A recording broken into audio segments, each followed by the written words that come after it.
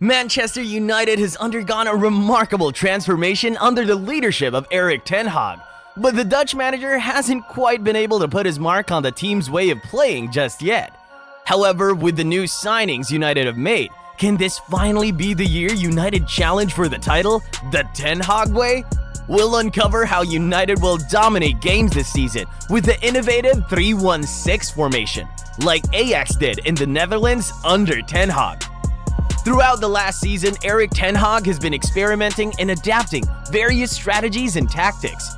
On some occasions, he has opted for a defensive approach, setting up deep blocks to bypass the build-up phase and focus on generating quick transitions. On the other hand, he has also employed possession-based tactics with patient build-up, rotations, and a high press to control the game. It seems like there's an ongoing battle between implementing his ideal style of play and making practical adjustments based on prevailing conditions and limitations he has to face. Despite these challenges, there's a newfound sense of positivity surrounding the club under Ten Hag's leadership. United has transformed into a versatile and adaptable team capable of winning games in multiple ways. This newfound flexibility is a promising sign for the future of the club. However, for many of United fans' liking, the Red Devils had to adapt to the opponent a little bit too much at times last season as well. The 3-1-6 formation involves 3 players in the defensive line, with a lone midfield pivot responsible for distributing the ball and breaking the play. Meanwhile, 6 players are strategically positioned both centrally and out wide to put pressure on the opposing team's defensive line.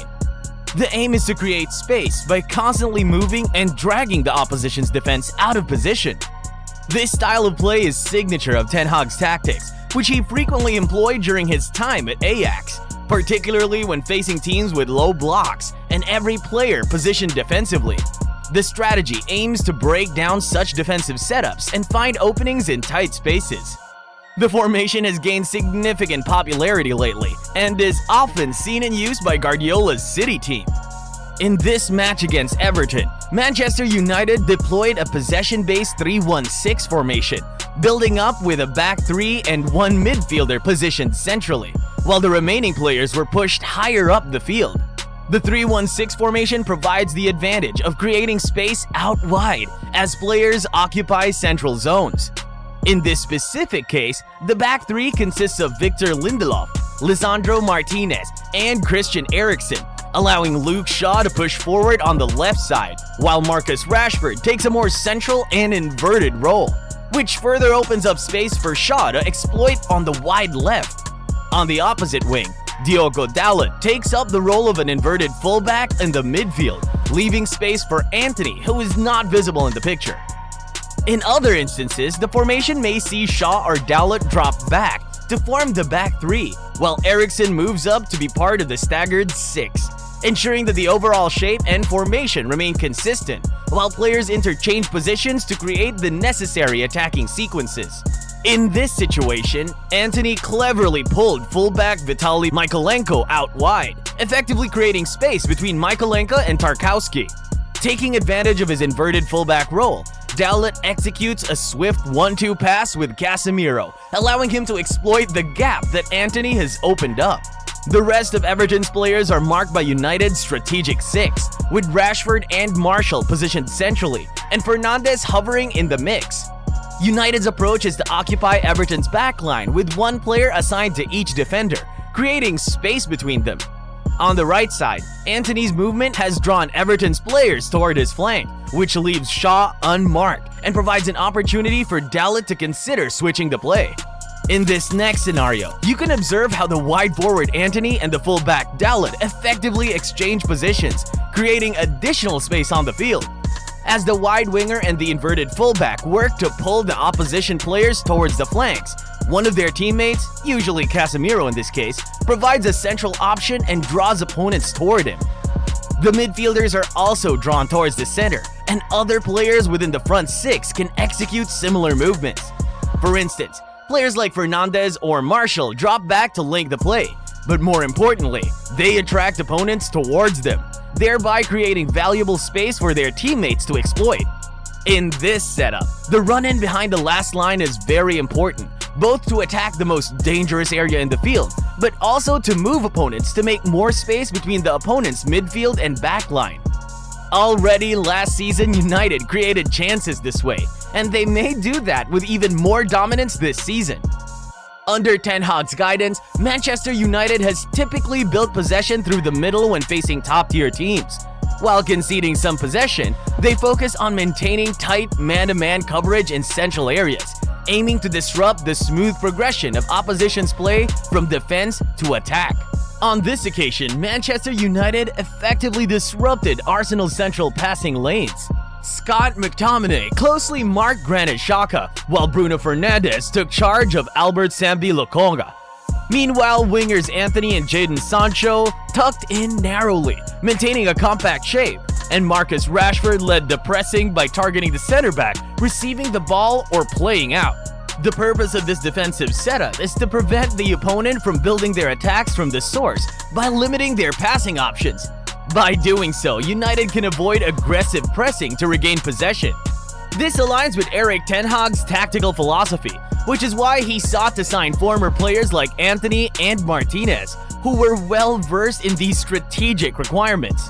Despite having a lower share of possession in big games, United still heavily relies on releasing fast runners behind the opposition defense, capitalizing on through balls, which are often dispatched by Bruno Fernandes.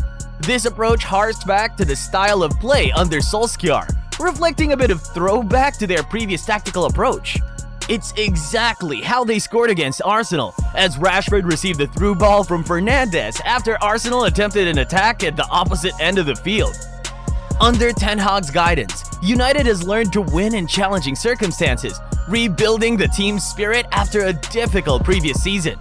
The Dutch manager has undeniably made significant progress so far, but there's still ample room for improvement if Manchester United aims to narrow the gap with the top teams.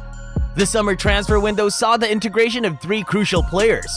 The question remains, are they the right profiles for United, and how will they fit into the new system? In this evolving possession-based style that United is embracing, the ability to play out from the back becomes vital. A central element of Ten Hag's system relies on the goalkeeper's proficiency with the ball at their feet.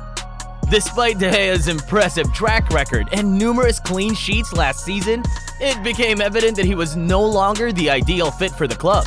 We've covered this in an earlier video, so check that out in the description. De Gea's inconsistent performances, notably in the FA Cup final against Manchester City and the Europa League match against Sevilla, along with his less convincing distribution, raised doubts about his suitability for Erik Ten Hag's football philosophy. On the other hand, Onana perfectly embodies the kind of goalkeeper that Ten Hag desires to maximize the effectiveness of his system. It's easy to envision Onana commanding the heart of United's defense, orchestrating the build-up play, and delivering precise long passes to an on-the-move Rashford. We have already seen glimpses of how transformative this signing can be for United in the pre-season matches. Another signing that makes perfect sense for Manchester United is Mason Mount. Erik Ten Hag has been fully supportive of bringing the 24-year-old to Old Trafford, as he has been tracking Mount since his loan spell at Vitesse in the Eredivisie during the 2017-18 season. Now, 5 years later, Ten Hag has acquired Mount due to his impressive technique on the ball and his dedication off it. Mount is considered a modern midfielder who can execute specific tactical instructions and lead the pressing game, which is a crucial aspect of Ten Hag's coaching approach. His versatility is also a valuable asset that appeals to United. While he has mainly played as a number 10, a position occupied by Bruno Fernandes, Mount can seamlessly shift to other roles, such as when Ten Hag chooses to move Fernandes to the wing or rest him. Moreover, Mount can also play in a deeper midfield role, addressing United's desire for a dynamic number 8 player. Unlike Christian Eriksen, who experienced fatigue in games after joining on a free transfer, Mount is expected to maintain his energy throughout the match. Additionally, he has demonstrated his capability to play on the left, providing flexibility for Marcus Rashford to move into a central forward position. Despite experiencing a challenging season in an imbalanced Chelsea side, Mount brings numerous positives to Old Trafford and would be a valuable addition to the team. Finally, Manchester United addressed their urgent need for a striker.